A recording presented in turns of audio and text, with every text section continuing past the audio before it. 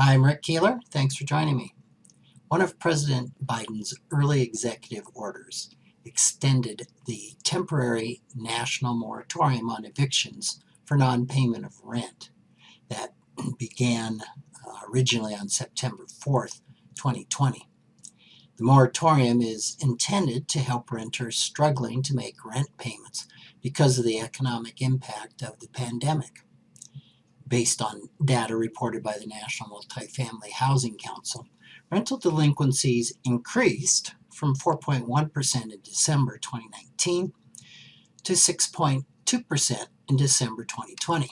That's about a 50% increase. While the moratorium technically doesn't apply to every residential tenant, qualifying for it is pretty easy. According to the National Low Income Housing Coalition, a tenant needs to give the landlord a written declaration subject to the penalty of perjury, and they need to affirm in that declaration that they expect to earn less than $99,000 single or $198,000 married in 2021. Second, have used their best efforts to obtain governmental renters assistance. Third, can't pay the rent because of a substantial loss of income or out-of-pocket medical expenses. Fourth, are using their best efforts to make partial payments. And five, if evicted, they would likely become homeless. The declaration also underscores that the tenant understands all late payment penalties apply. The total of past due rent becomes due and payable on April 1st, 2021, when the tenant can be evicted for non-payment of rent. Tenants can still be evicted for violating lease provisions unrelated to late payments, like engaging in criminal activity, damaging property, violating health and safety ordinances, or threatening the health or safety of other tenants. So while the moratorium is certainly well-intentioned, the weak wording, which I emphasized in going through the tenets of it, that weak wording makes it pretty unenforceable. Words like expect, best efforts, substantial, and likely are just wide open for interpretation, and tenants are not required to prove any of these statements. Enforcement would require the landlord to sue the tenant. A landlord who evicts a tenant who has signed a declaration faces substantial penalties, including a fine of up to $100,000 or $250,000 if an eviction results in a tenant's death, and up to 1 year in jail. The reality?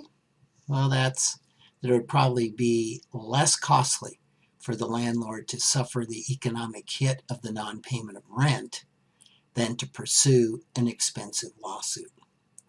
Even if the landlord prevailed in court, a judgment is only enforceable if the tenant has enough assets to pay the back rent and penalties. And if that were the case, they probably would have been paying rent. Without the remedy of eviction for a non-paying tenant, almost any landlord could be left holding the bag for several months' rent, even up to a half year worth of rent. During that time, the landlord could have also been required to pay mortgage payments, property taxes, utilities, and maintenance on the property. While most landlords budget for 1 or 2 months lapse in rent, very few small landlords have the reserves to survive 6 or 7 months of no income. Without income to cover mortgage payments, landlords could face the loss of their property through foreclosure. The December 2020 COVID-19 relief package includes $25 billion in emergency rental assistance for tenants, but no relief for landlords.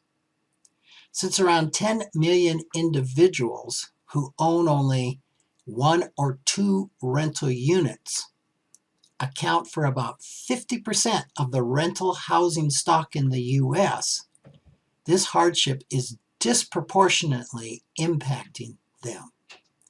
I have some good friends who are retired. They're in their 70s and both suffering from significant medical challenges.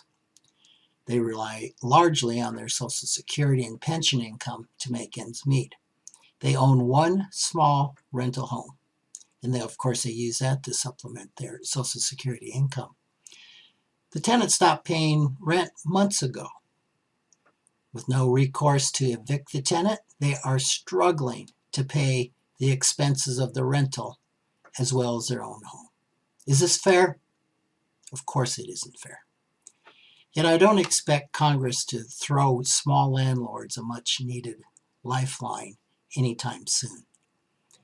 The word landlord conjures up someone who's very rich and well-heeled and can easily make the payments when a tenant can't pay.